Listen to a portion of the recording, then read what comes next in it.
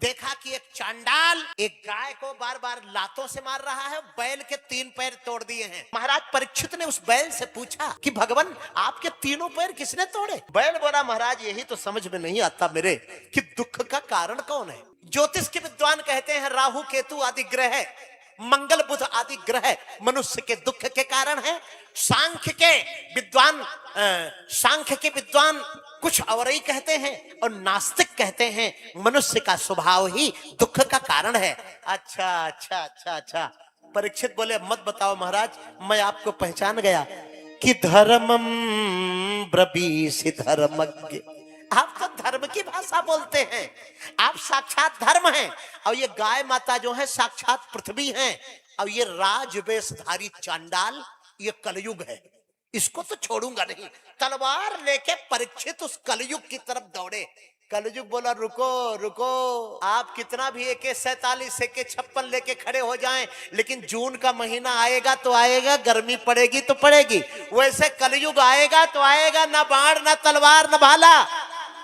परीक्षित बोले मतलब? कलयुग बोला सरकार मुझे मारो मत, मैं जितना सुनने में बुरा हूं उतना सामने से बुरा नहीं हूं। कलयुग जोग न जगे न ज्ञाना, कलयुग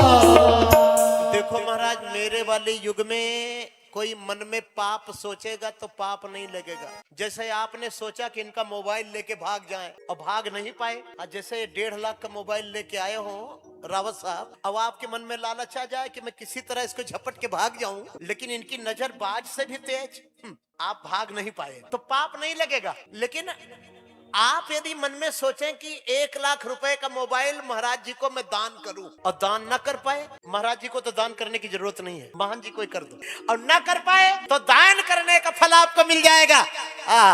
आपने सोचा कि 10 किलो आटा किसी भूखे को दूं, 5 किलो आटा का चावल का पैकेट दूं, इसका मतलब ये नहीं सोच लीजिए कि अब आप मन में सोचिए और दान करना बंद कर। एक मजबूरी बस कभी कभी कभी ये नहीं, आप यही ध्येय बना लें कि आरती भी जितना पैसा चढ़ा हो सब निकाल ले, और मन में सोचा कि हम दान करना तो चाहते हैं लेकिन भगवान ने दिया नहीं। ऐसे थोड़ा होता है। कभी यदि समस्या में आप पड़े हो तो मन का पाप नहीं होता और मन का पुण्य हो जाता है। तो परीक्षित बोले तो ठीक है तो रह जाओ। कलयुग बोला महाराज तो मुझे जगह तो दो, कहां कहां रहूं मैं? परीक्षित बोले प्रथम स्थान कसाई खाने में जाओ। ये आज के एलोपैथ वाले डॉक्टर बताते हैं मीट मछली ना खाने वाले को विटामिन B12 कम होता। नपवा लो जरा, यहाँ लाखों इस शहर में शाकाहारी हैं, सैकड़ों यही बैठे हैं, जरा जरा जांच करा लो कि विटामिन B12 मांसाहारी के भीतर है कि शाकाहारी के भीतर है? भैया कथा में 2 चीज जरूर दान करके जाना। एक तो मैं अंग्रेजी कल्चर का कोई त्योहार नहीं मनाऊंगा अपने अरे भाई जब कहते हैं कि एक जगह कहा मौलवी साहब हैप्पी दिवाली, वो बोला टू यू, अब आप होते तो क्या कहते? Same to you. वो बोले टू यू, केवल तुम्हें मुबारक हो, हमें नहीं, हमसे कोई मतलब नहीं है। आप रामनवमी उत्साह से मनाइए, आप दिवाली उल्लास से मनाइए, आप हमारा नया वर्ष उत्साह से मनाइए। और दूसरा शाकाहारी बनने का प्रण ले लीजिए।